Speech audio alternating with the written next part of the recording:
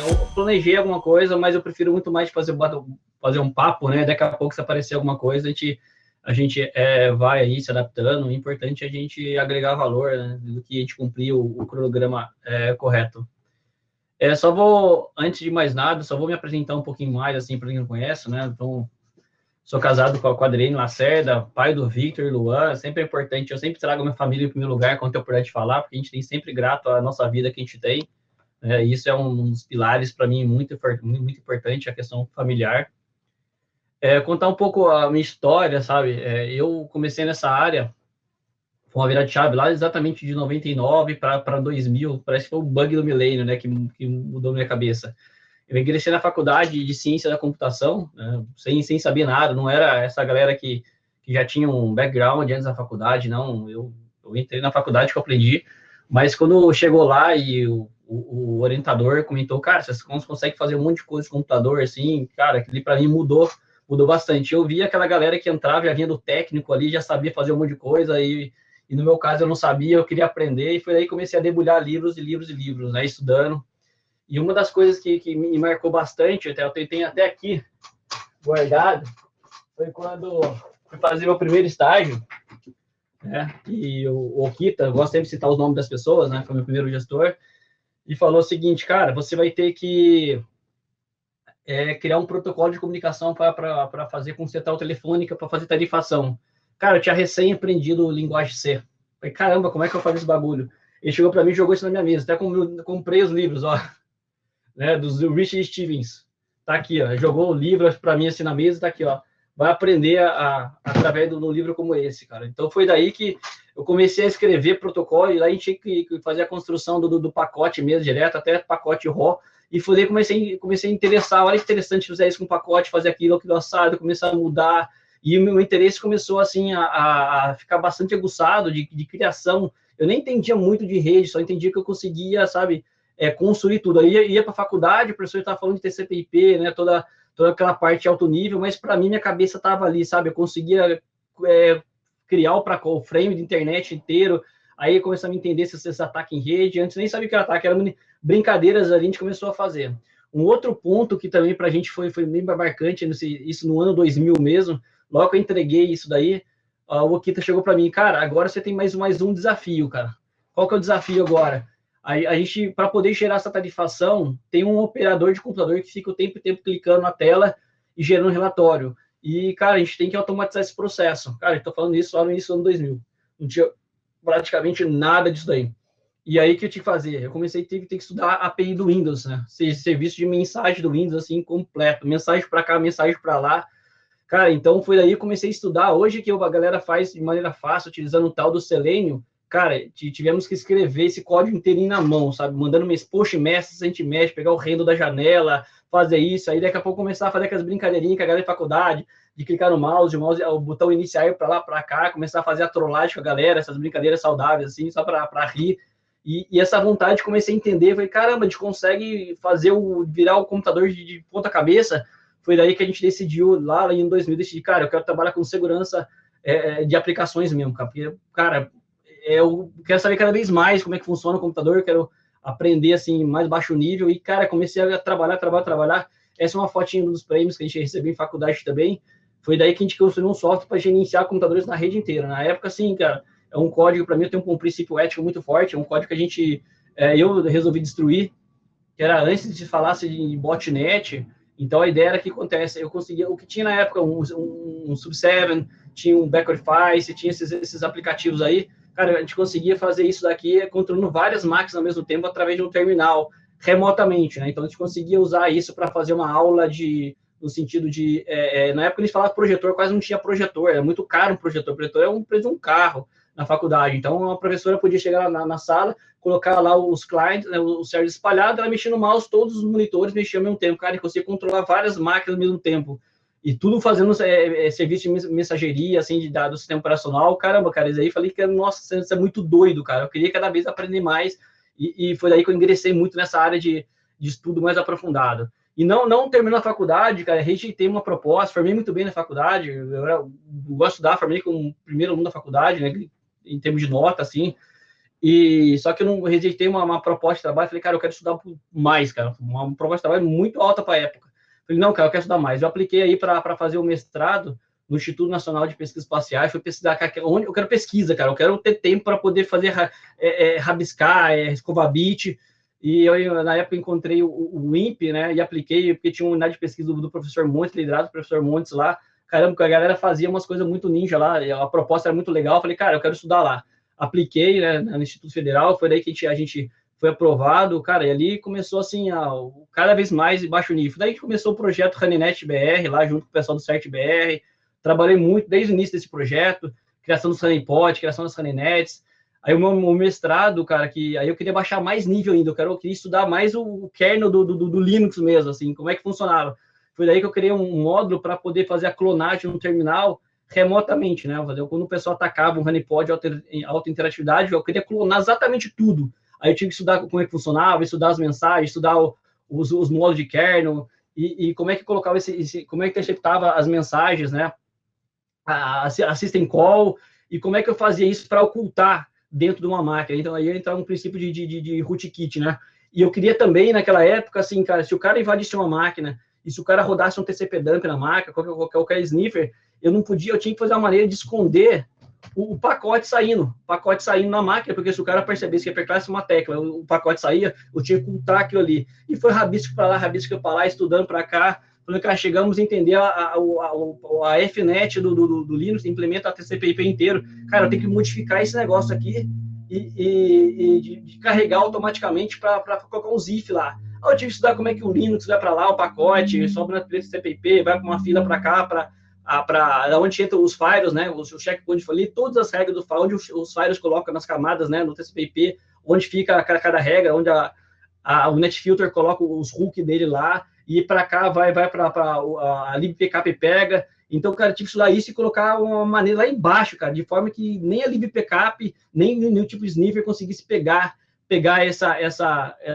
esse pacote ali, né? E eu tinha que fazer uma maneira de maneira remota, porque se eu configurasse um honeypot cada hora tivesse um IP, eu tinha que fazer uma maneira que eu conseguisse customizar isso em tempo real.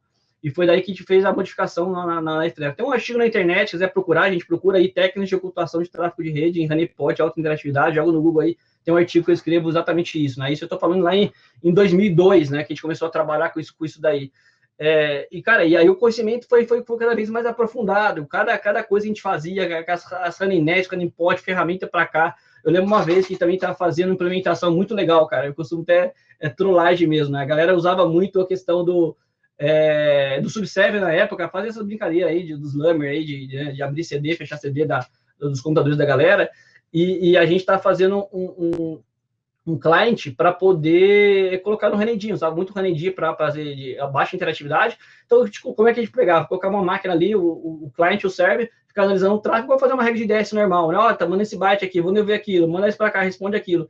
Cara, foi daí que a gente conseguiu, nas pesquisas, conseguir identificar assim, um buffer overflow no client do subserver na época, porque geralmente a aplicação cliente, ela confia no dado do servidor. Então, acontece, o cara pediu uma informação, veio devolver lá, por exemplo, né, não lembro se era a lista de diretórios que tinha, assim, que perguntava como é que tem a quantidade de diretórios que tem na máquina, no C2 ponto, por exemplo. A gente retornava o negócio e acontecia, cara, causava um buffer flow no client.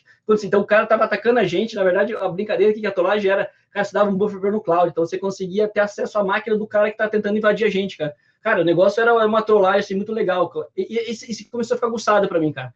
Sempre aguçado com relação a isso. Aí comecei a trabalhar muitos anos com o governo federal, fazendo pesquisa, várias situações aí, né, envolvendo até essas questões, assim, de segurança do Estado. Já fui recrutado pelo governo, fazendo um monte de coisa, cara. Então, foi uma jornada muito bacana.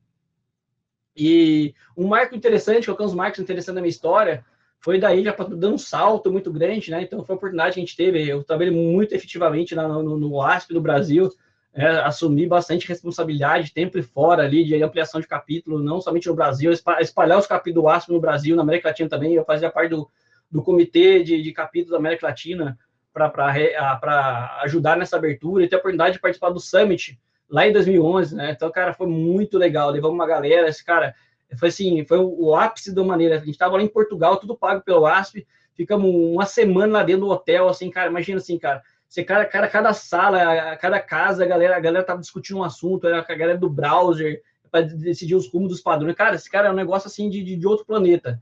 Por isso que eu sempre falo assim, né, antes de dormir, cara, tem que ser muito grato pela vida que a gente teve, cara. Muita coisa bacana a gente fez, porque, cara, se pudesse voltar no tempo, faria as mesmas coisas para ter esse resultado. Então foi uma experiência muito legal, e foi daí que a gente conseguiu também aí no ano consequente, aí ser reconhecido entre os 10 aí do ASP, né, mundial. Então foi muito legal, cara. Imagina, você faz todo um trabalho, depois um dos maiores padrões aí que tem, né, o ASP, que dita muitos padrões legais, interessantes de segurança de aplicações web, e a vida inteira se trabalhando com isso, e se ser reconhecido mundialmente como finalista no profissional do ano, cara.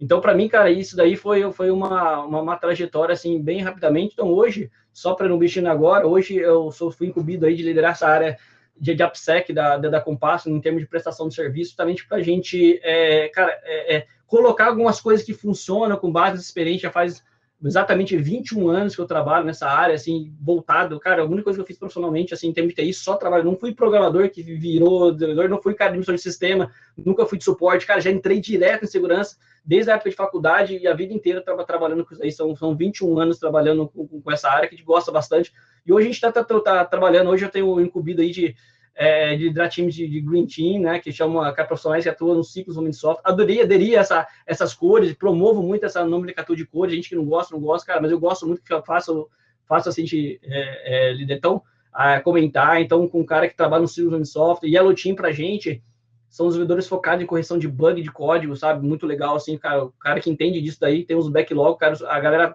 trabalha para corrigir os bugs lá dos pentest, as coisas, e o Red Team, que a galera já conhece também de fazer os testes ofensivos, né? Vou pular isso aqui, que não é muito objetivo aqui. Então, hoje, gente, assim, ó, se tiver alguma pergunta aqui, eu tô olhando no chat aqui do lado aí, cara, fica à vontade aí pra gente, eu tô lendo aqui, eu posso interagir com vocês também, cara, eu acho que tô vendo a tela certa aqui do lado. A ideia, cara, agora tem pouca coisa, cara, eu queria somente trazer um papo filosófico pra gente debater, entender por que as coisas acontecem, né? A gente fica, às vezes, já passei por muito momento, assim, de indignação, de fazer as coisas e ver que as coisas, elas não funcionam, sabe? Por que as coisas não acontecem?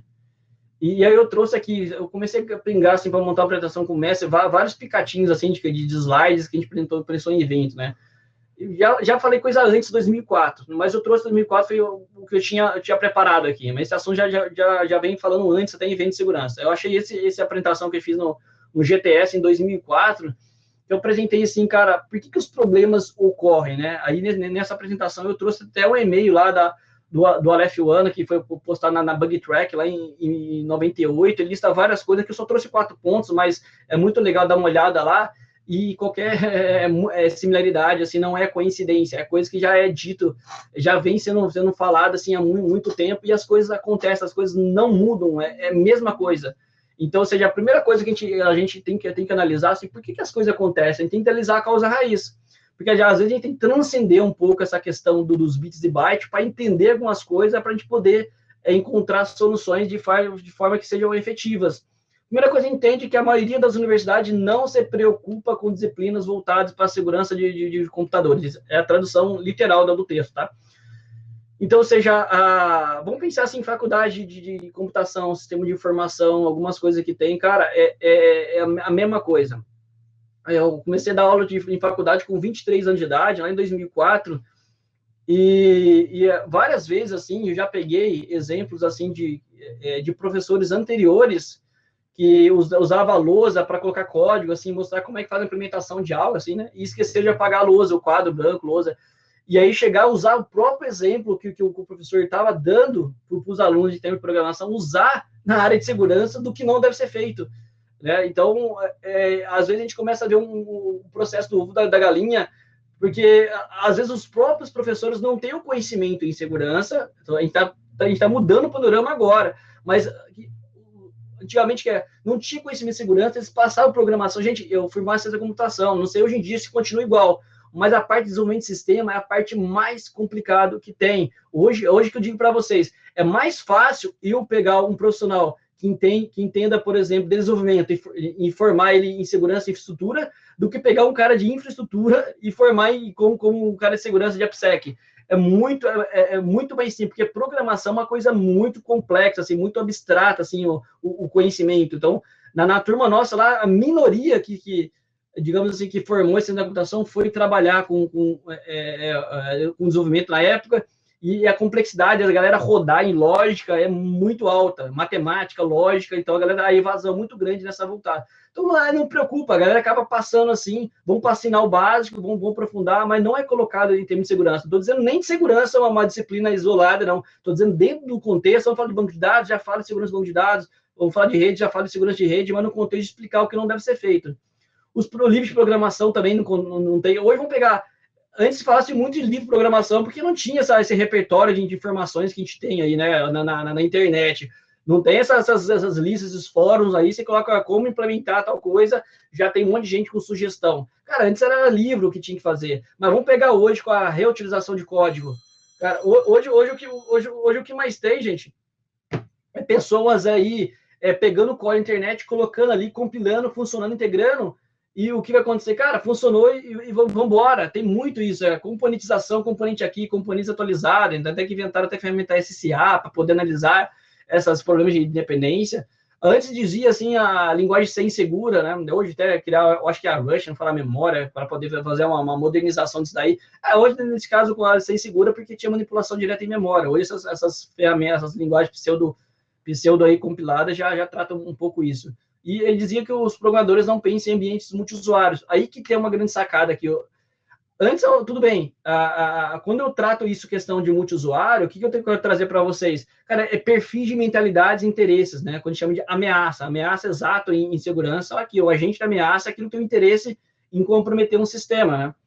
Então, ou seja, qual é o perfil desses usuários? Às vezes, você desenvolve um sistema com um cara tem um determinado perfil, determinada mentalidade, e às vezes a gente acaba não percebendo que é o contexto agora da próxima transparência, que para fechar aqui, né, no outra apresentação, esse é de teste, que eu falei sobre teste, outro eu falei sobre programação segura, e aqui, assim, a pergunta é, o que acontece se eu fizer isso? O que aconteceria se fizer isso? Às vezes a gente desenvolve um software, aquele padrão, passa para um teste de QA, a galera vai testar exatamente aquilo, os estudos os casos de teste, perfeitinho, e acaba não entendendo o que acontece se eu fizer isso, né?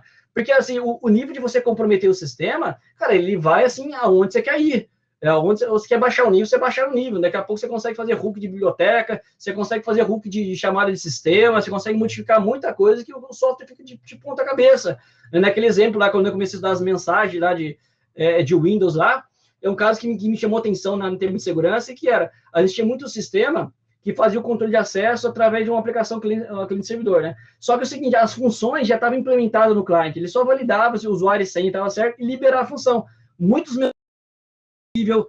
itens estavam desabilitados. O que a gente tinha que fazer era simplesmente pegar o reino daquele componente e mandar a mensagem visible true, mandar, né, uma mensagem para colocar o componente visível na tela, ou mandar o componente para habilitar o componente que não é clicável na tela. Você mandar a mensagem direto para a janela, você quebrava todo o sistema. Então, isso que era parar. Porque, às vezes, a mentalidade de quem está desenvolvendo não tem essa mentalidade de desconstruir. O que eu estou fazendo que eu posso fazer o processo ao contrário, né? Porque, às vezes, se a pessoa não tem um modelo mental, não tem um job, um programa rodando aqui, com essas possibilidades de acontecer algo errado, ela vai desenvolver muito bem desenvolvido, dadas as suas limitações técnicas naquele contexto atual que ele tá fazendo. Mas, talvez, para segurança, ou muitas vezes, isso não é suficiente. E sempre tem esse contexto, né? O que aconteceria se eu fizesse isso? O que aconteceria se eu fizesse aquilo? E assim por diante. Essa palestra veio depois que hoje em dia está diferente, né? Quando a Microsoft tinha lançado lá aquele contexto de controle de vazamento de informação, esqueci o nome, né? Não deixa tirar print da tela. Hoje está melhorzinho, né? Mas antes já tinha maneiras que você conseguia tirar aquela informação. O cara desabilitava tipo o print screen do teclado para não tirar print da tela, desabilitava algumas coisas, mas tinha outras coisas que não era colocado. Foi exatamente nessa época que a gente começou a debater isso. Que nessa apresentação eu trago esse caso, uns slides para frente. Então, você começa a dar aquela limitação do usuário, com base, assim, naquele estereótipo. Mas você entende? Porque tem perfis de pessoas que vão fazer coisas totalmente diferenciadas. Mas se a gente não tem essa mentalidade para poder desenvolver, facilmente uma aplicação como essa, ela pode ser aí comprometida. E aí vem, dando um pulo também, e aí a gente já fala em soluções proativas. A gente tem que antecipar os acontecimentos, né? Isso que a gente já vem assim, defendendo muito. E hoje a gente fala-se muito em defender, antecipar conhecimento, no sentido de acontecimento, desculpa, de fazer um pen teste. Às vezes a pessoa acaba fazendo um teste de invasão esporadicamente, acaba fazendo um teste de invasão uma vez por ano, de 6 meses, e na grande maioria das vezes é por uma exigência de conformidade. É um requisito 11 do PCI lá que fala que tem que fazer um teste de invasão. O cara vai fazer, porque a empresa está mais preocupada, às vezes, com conformidade em algumas coisas do que, de fato, a própria segurança. E aí, a gente começa a entender alguns processos que a gente tem que fazer para garantir essa identificação de problema antes que outras pessoas mal intencionadas identifiquem e explorem para outros fins aí que não seja de segurança da própria instituição. Então, isso é um modelo que vem assim mudando, é um modelo que a gente defende muito, né? Eu costumo dizer, eu chamo de teste de segurança no contexto de se nascer uma demanda que tem que implementar algo. Geralmente uma empresa, uma software house, ela vai ter o quê? Vai ter um teste QA de qualidade para garantir que aquela implementação foi feita de acordo com o esperado. Isso é um teste de segurança. O que eu venho defendendo muito, até nas coisas que a gente faz, eu costumo usar o conceito de teste de segurança. O que é um teste de segurança? Nada mais é que um pen teste mesmo, mas num contexto menor, para garantir que, de fato, aquela implementação ocorreu. Então, a gente vai tentar hackear somente aquele componente, somente aquela implementação que foi feita, utilizando todas as técnicas de pentest normal de aplicações para garantir aquilo. Mas aonde isso? Dentro dos ciclos do software, né? Não somente no final. Porque nesse contexto, a gente consegue antecipar muitas atividades aqui. E aí, por que isso fica acontecendo, cara? Hoje a gente está aí no loop infinito.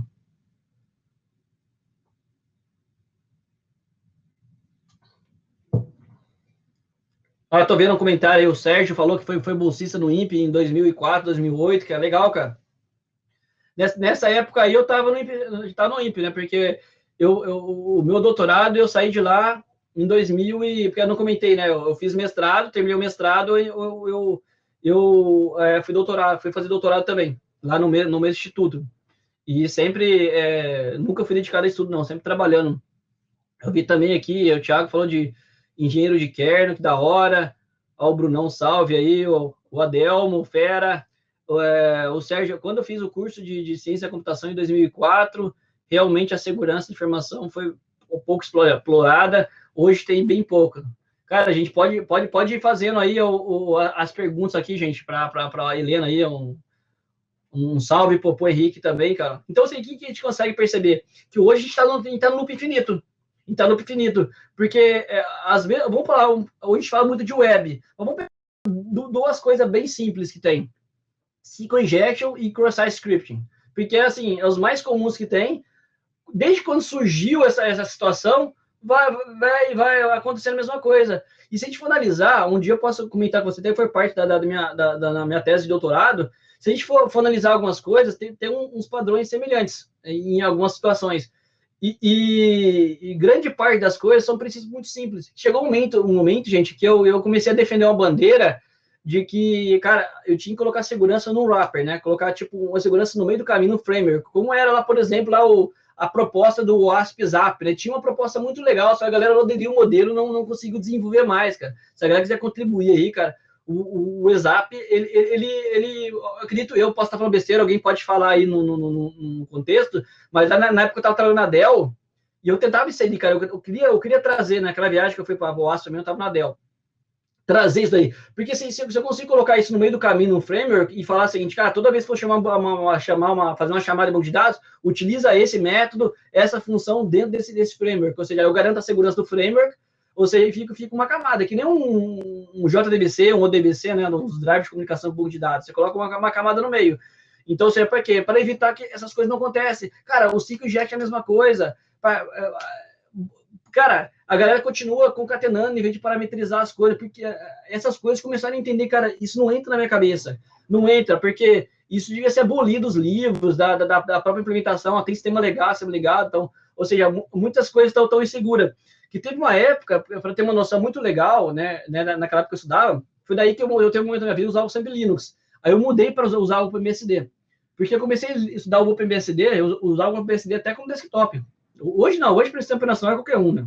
Já antes era muito... Para mim, Linux primeiro Slacker, eu sou do Slacker, para quem sabe, era do Slacker, sempre usei Slacker de Linux, e depois do Slacker eu passei para o OpenBSD. O que me chamou a atenção, cara, a implementação da libc, digamos assim, do OpenBSD, cara, é muito diferente da libc do Linux. Já tem um contexto ali, né? Já tem outras funções, não somente o strncat, ncop, né? Tem outras implementações, então, e algumas limitações, a segurança é feita de baixo, né? Inclusive no Linux também tem o wrapper, dá para você colocar também na libc também, cara. No momento que a gente fazia os hiding de Windows também, Linux, dá para fazer um wrapper na libc para evitar alguns tipos de exploração de overflow, cara. Dá para colocar, assim, medidas, né, para fazer no kernel, GSecurity na época aplicava os patches no kernel também, enfim, já rabiscamos bastante coisa na vida aí. Então, ou seja, mas as coisas, elas acabam voltando sempre para o mesmo contexto. Fica sempre a mesma coisa. Por que a galera não aprende, sabe? Por que não faz, né? Esse é o questionamento que eu vinha me fazendo muito. E aí eu vou trazer umas lâminas, né, que eu fiz lá em 2016, uma palestra no RoadSec, que dessa época eu já tinha saído, né, da questão muito técnica. Já comecei, cara, eu tenho que estudar uma coisa de comportamento humano. Eu tenho que sair, o técnico não tá certo. Aí eu fui fazer programação completa em PNL, de programação linguística, cara, já fiz investimento em coach profissional também é uma atividade profissional que eu tenho em paralelo. Assim, cara, investi muito dinheiro para eu quero entender um pouco essa parte humana, porque os bits e bytes não estão funcionando, cara, não tá resolvendo. Se eu ficar batendo em murro de faca, eu assim, eu vejo uma galera que começa comigo, assim, trabalhar com a gente contrata muitas pessoas no início de carreira também, eles ficam indignados com algumas coisas que eles encontram. Eu falei, caramba, isso você está encontrando agora? Faz 20 anos que eu vejo a mesma coisa. As coisas não mudam. 20 anos, a mesma história que não vem mudando. Então, fica tranquilo aí, senão você vai ter aí uma parada cardíaca precoce, aí um aneurisma cerebral. Mas, assim, antes, cara, isso daí já vem acontecendo. Então, aqui eu resumi só umas 3, 4 lâminas que eu aproveitei o material, porque algumas coisas a gente tem que entender. Né? Aqui não está numa sequência muito lógica legal, porque eu tive que tirar algumas coisas. Fala aí, Ederson. Ederson aí, ó. Salve pro Ederson também. Juan comentou de HTML injection também, cara. É isso aí, cara. Todas essas questões aí de injeção tudo que passa parâmetro, parte do princípio de duas coisas. Ou é falta de validação de entrada e falta de validação de saída também. E muitas coisas, numa arquitetura de software, há muita relação de confiança entre partes, que certas partes o pessoal assim, pressupõe que é uma coisa protegida, né? É uma coisa assim, bem segura. É a mesma coisa que daqui a pouco, ele estava debatendo, não sei onde é que foi isso daí, enfim, num dos fóruns, porque a galera fala, cara, eu faço, até foi acho que foi no POSSEC mesmo, cara, tá discutindo uns ataques recentes, negócio, cara, o cara, um camarada postou em alguém falou na rede social, cara, faz toda uma estrutura lá de segurança, sei das quantas, de camada, cara da rede, cara, mas a galera tem que entender, assim, que hoje talvez esse mindset, até pessoas que administram de sistema ainda não pegaram o filho, não é só o desenvolvedor que tem que falar, não, de desconstruir, às vezes até a DM também precisa de mim, cara, hoje em dia as invasões mais sofisticadas que acontecem com interesse, ela não vai ser de fora para dentro, cara. O teu IDS não vai detectar, porque a galera não vai fazer um ataque de fora para dentro. A grande sacada é o seguinte, é explorar as relações de confiança entre empresas. Empresa tem parceria de comercial com outras empresas. A pergunta tem que fazer um OSINT muito bem feito, uma identificação, um recall muito bem feito. Qual é a relação dessa empresa? Daqui a pouco eu não vou bater na porta ali, cara. Eu não vou entrar. Imagina um castelo lá muito grande. Um castelo medieval lá, cheio de armas. Cara, você não vai pela porta da frente ali. Você vai explorar um outro caminho ali, as portas, um caminho diferente que tem. Daqui a pouco tem o tio, nem no filme, né? O tiozinho que vai levar comida lá, né? O cara entra fantasiado de melancia no meio lá e o cara entra no castelo.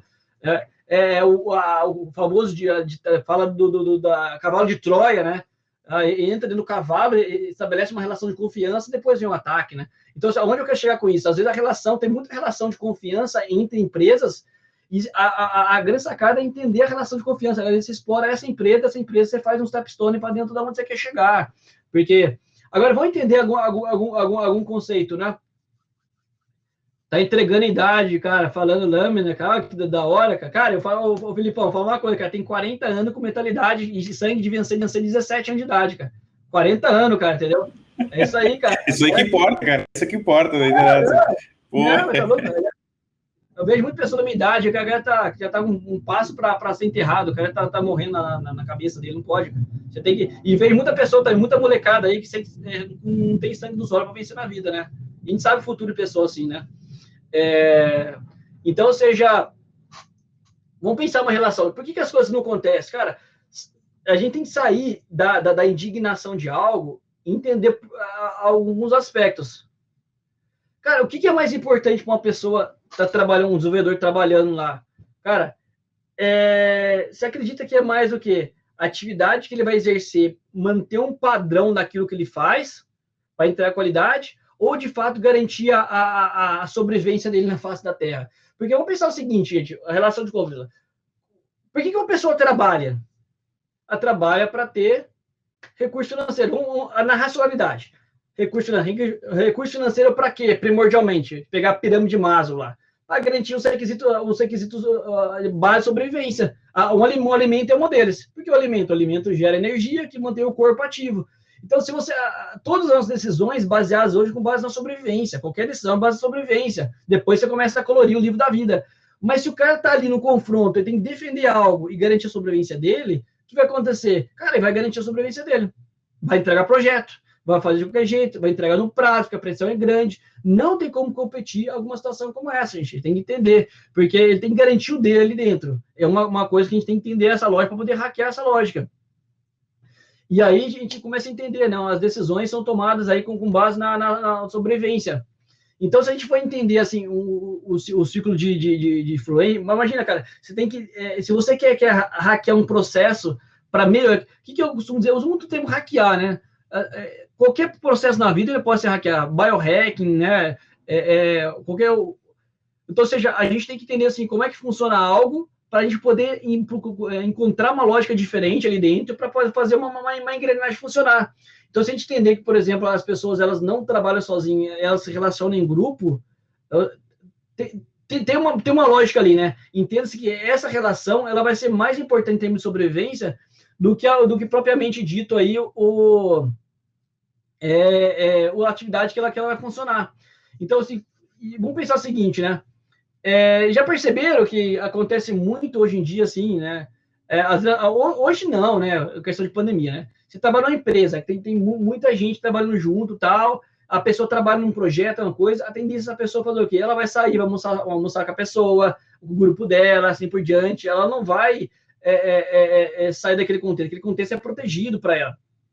Aí a pessoa, ela vai fazer o quê? Ela muda de área. Se ela muda de área, assim, no outro projeto do grupo, qual é a tendência dela fazer agora? Agora ela vai começar a andar com o outro grupo, que aquele outro grupo já mantém a sobrevivência dela. Então, ou seja, e aquele outro já não é tão mais importante, o grupo dele não é tão mais importante com esse grupo atual. Então, o que eu quero entender, cara? Gente, sempre tem uma lógica nas coisas. Sempre tem uma lógica. Então, a gente tem que entender, ter essa mentalidade de hacker para hackear o processo humano também, o processo de como as coisas funcionam, hackear como os processos, como as decisões são tomadas, porque a gente tem que saber, no contexto geral, influenciar pessoas.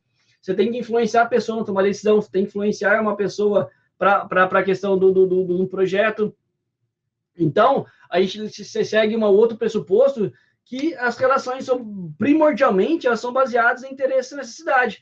Ou seja, acontece, eu tenho interesse em algo que você tem, e você supre minha necessidade. E assim por diante. A partir do momento que isso muda no outro contexto, são outros interesses, outras necessidades. E, pois bem, cara, a vida gira, né? O sofrimento está no apego e não entender essa relação, essa roda que da vida gira. Então, ou seja, e está diretamente relacionado ao contexto do quê? Por que as coisas acabam não acontecendo? Por que o Buffer Flow continua até hoje? Por que o 5GES continua até hoje? Você tem que entender o que está acontecendo hoje, porque a relação desse mundo muito ágil de entrega, isso é mais importante que a própria segurança, porque isso mantém a sobrevivência da pessoa. Então, se você for bater de frente, você uma estratégia, você fazer uma estratégia top-down lá, bum, você tem que fazer somente isso, cara, isso não vai funcionar.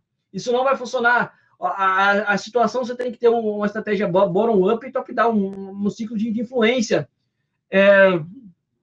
O Juan perguntou o que acha dos ataques de ransomware que estão crescendo atualmente. Cara, o que acontece é que exatamente antes a galera invadia sistema para pichar e colocar aí nos rankings da Zona H, e hoje aprenderam a fazer dinheiro. Ou seja, a mentalidade criminosa é a mesma coisa. Só que talvez agora a pessoa tá querendo fazer dinheiro com algo que antes ela fazia para brincar ou para denegrir a imagem de outras pessoas, né? Que ficaria pichando páginas por aí.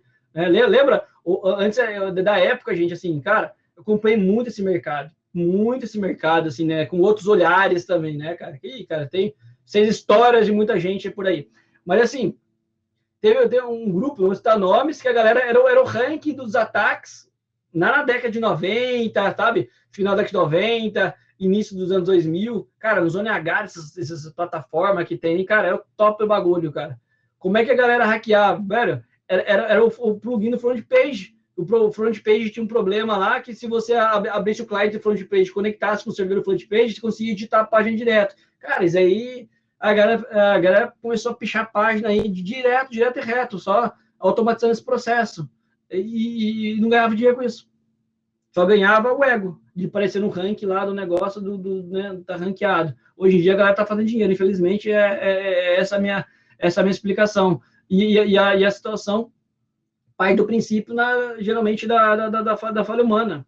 Qualquer um passa subtipo, porque a gente, cara, eu não tô sujeito a sofrer um ataque, cara, qualquer um.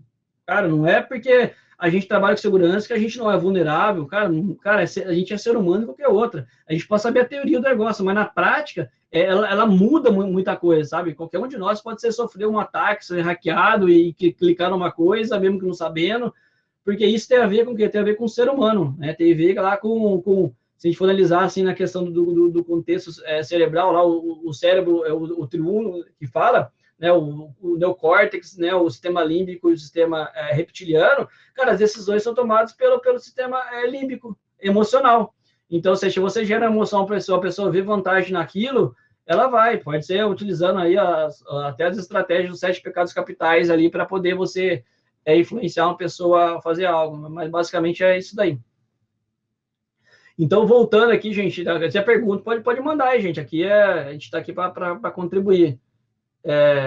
Leonardo Viveiros, Gustavo, isso vai de encontro com a crescente necessidade de medir a maturidade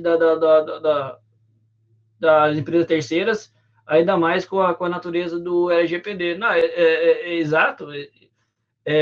O que acontece hoje, a gente vai perceber, inclusive, é a situação da seleção dos parceiros para poder fazer entrega de algo. Muitos processos licitatórios, muitos processos aí de RFP, e acontece, acaba não levando em consideração alguns requisitos de segurança no ato da contratação do serviço. E aí, o que acontece com isso? Você acaba terceirizando o risco. É risco aquilo, né? Você aceita, você mitiga, ou você transfere, ou você elimina. Então, você acaba aceitando muito risco. Às vezes, não transferindo aquela responsabilidade. E quando tem responsabilidade, que é, cara, ó, assina o contrato aqui, e se der algum problema, você paga, sabe? Eu divido o prejuízo com você também. Né? Então, isso tem. E o LGPD nada mais é que o cinto de segurança. Ou seja, quem é da década na época lá que tinha um cinto de segurança e vinha um retrovisor só, né? O Felipe falou da idade, tinha um retrovisor de um lado, comprar outro retrovisor era um adendo, né?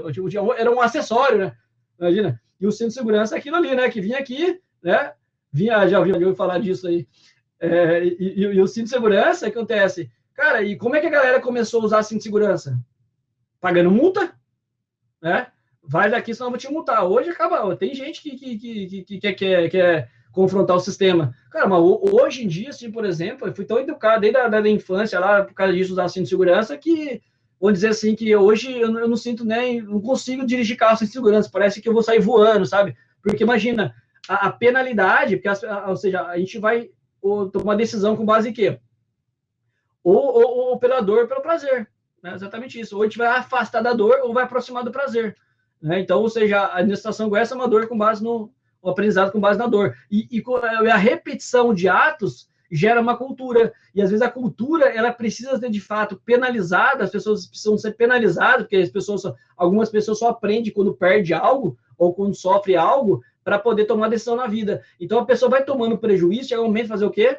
Isso tem. Uma das coisas que eu defendo muito, gente, assim, e eu vou ajudar a contribuir, eu vou ajudar a mudar esse panorama, é o seguinte, eu vou contratar uma empresa para desenvolver algo, tá? Cara, tem que ter opção de segurança no escopo do projeto. Não tem que ser mais uma cotação de serviço. Não tem que ser uma pessoa mais, eu tenho que colocar... A gente tem programa Security Champion, cara, a gente trabalha com grandes players do mercado. Sim, vários, né? Eu tenho a equipe nossa, tem quase 20 pessoas que a gente lidera. Então, ou seja, tem profissionais. Cara, mas isso tem que ser uma coisa intrínseca, né? Tem que ser uma coisa natural.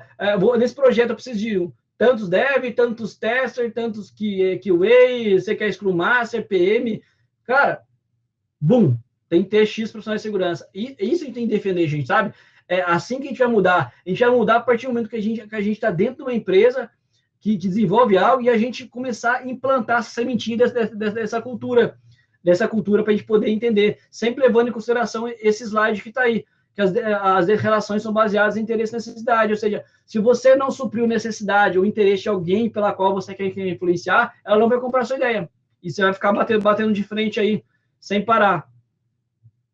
E aí, uma das estratégias que muita gente, assim, que foi o divisor de águas na minha vida também, lá no início, eu sou muito adepto à gamificação do conhecimento, porque vamos pensar, é a questão, eu comentei, a gente aprende pela dor, né, ou pelo amor. Então, qual é a ideia? Como é que a gente consegue transferir conhecimento? Gente, você não tem noção, quantidade de palestras eu já dei desenvolvendo seguro, né, nessa jornada. Quantos cursos de programação segura eu já fiz? Já dei programação segura até para a BIM na época lá em Brasília, para programação segura. Cara, imagina assim, cara, são dezenas e dezenas de coisas, cara. Às vezes a gente para um princípio e fala, caramba, cara, somente isso não vou fazer mais. Porque a gente trabalha, mas a gente também tem aquele amor, aquela paixão para aquilo que a gente faz. Não é somente uma relação de câmbio de horas, a gente não está somente vendendo nosso tempo por dinheiro. Vem cá, das minhas 40 horas, você me paga meu salário. Não, cara, não é isso. Cara, a gente quer causar uma transformação. Cara, eu acredito muito que a gente veio nessa terra para causar uma mudança, uma quebra de paradigma, alguma coisa, tem que desafiar o status quo.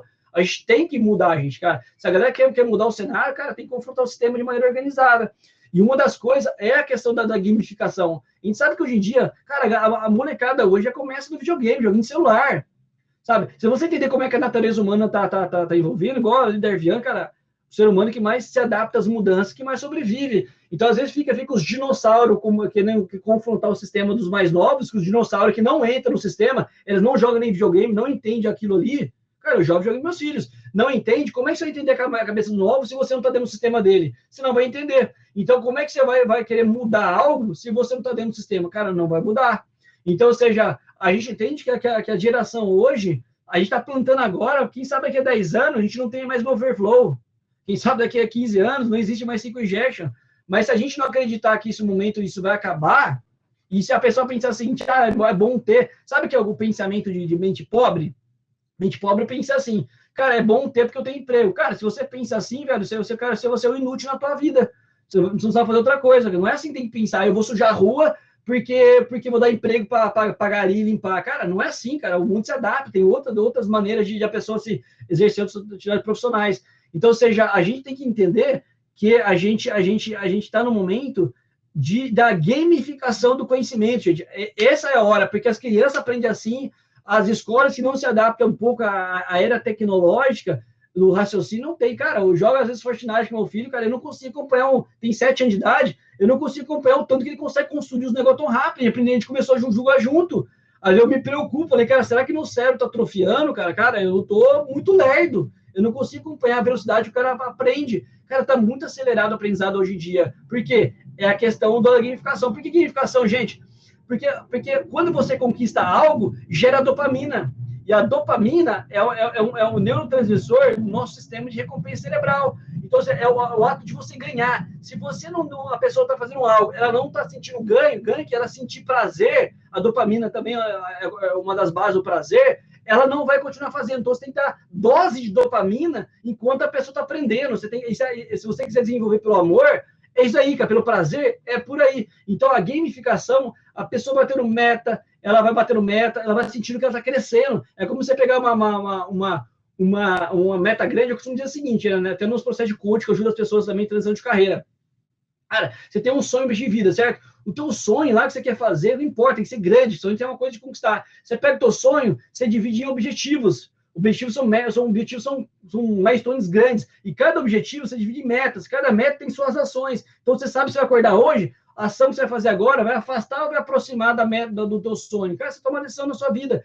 Porque só que a pessoa vai cumprindo pequenas metas, ela vai celebrando e vai ficando feliz, e isso vai fazer com que ela continue o aprendizado, porque vai gerando dopamina cerebral. Então, a partir do momento que a gente sai do negócio do slide, do PowerPoint lá, de vir assim, ó, a linha de código assim, assado, e a gente leva para a situação do conhecimento, cara, isso daí vai gerando.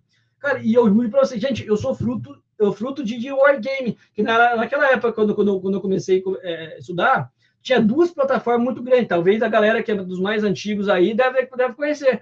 Tinha uma plataforma na Universidade do Rio de Janeiro, chamada Lockabit, era uma brasileira, e também tinha uma americana chamada Hackers Lab. Cara, eu peguei, destruí, zerei essas plataformas tudo aí, cara. Porque era muito legal, gente. Eu lembro, gente, na época que eu tava, minha esposa, né? Eu e minha esposa estamos desde o início. Minha esposa completou, estamos 21 anos juntos. Deu bug no milênio lá, de entrar no relacionamento e entrar para segurança. Então, ou seja, e aí, estava naquela parada assim, cara, às vezes eu estava num relacionamento, assim, numa atividade, assim, encontros de amigos e tal, de repente, eu sumia, cara, porque minha cabeça lembrava como que eu ia passar aquele desafio, eu saía correndo, cara. De repente, onde que minha esposa ia me achar? Lá em casa, lá no notebook, lá, cara, lembrei como resolver aquele desafio. Porque a vontade de você querer passar, você desenvolver, você pular de nível, cara, era muito grande, cara, muito legal, cara. Cara, eu lembro certinho uns desafios do Hackers Lab, cara, é muito legal, que tinha um negócio, uma teia de calcular o menor caminho, se alguém já desenvolveu isso, o menor caminho entre os pontos. Você conectava, acho que internet, numa porta, ele colocava tipo uma teia, uma favo de mel na sua tela, você tinha que calcular os pontos e saber qual o menor caminho, quantos pontos de chegar do A até o B. Você tinha que entender a lógica, criar um script, e cada hora era diferente, então você tinha uma lógica. Cara, e você fica um bagulho assim, cara, então isso é essa gamificação. E hoje se fala-se muito de CTF, Capture the Flag, cara. Então, cara, tem grande plataforma, tem Hack the Box, tem TryHack, cara, tem um monte tem brasileiras também da HackerSec, cara, tem um monte que tem por aí, dá para você desenvolver, cara. Ou seja, e é uma das maneiras de eu manter meu cérebro não atrofiar, é brincando também, brinco com o pessoal. Eu voltei a jogar essas coisas com o pessoal da minha equipe também. Uma vez estava jogando, estava resolvendo um desafio, eu não sei se foi o Hamilton, não sei se o Hamilton tá aí, mas ele comentou assim, eu faço reunião com a galera para saber como é que tá a situação da vida, assim por diante, e ele abriu, cara, comecei a fazer esse negócio e não conseguia desenvolver, cara. E aí eu falei, cara, vamos sentar para fazer isso. Cara, e o negócio ficou, vou divertir, cara, vou jogar CTF como eu jogo PlayStation. Aí começando a entrar, cara, ficamos em janeiro até só esse mês passado eu joguei, cara, 24, nem dormi à noite para subir nos rankings brasileiros que tem aí, cara, porque eu adorava de fazer isso aí. Cara, olha, eu voltei a ser um garoto de 17 anos de idade, né? Passou um filme na minha vida. Cara, isso é muito legal. Coisa linda aí.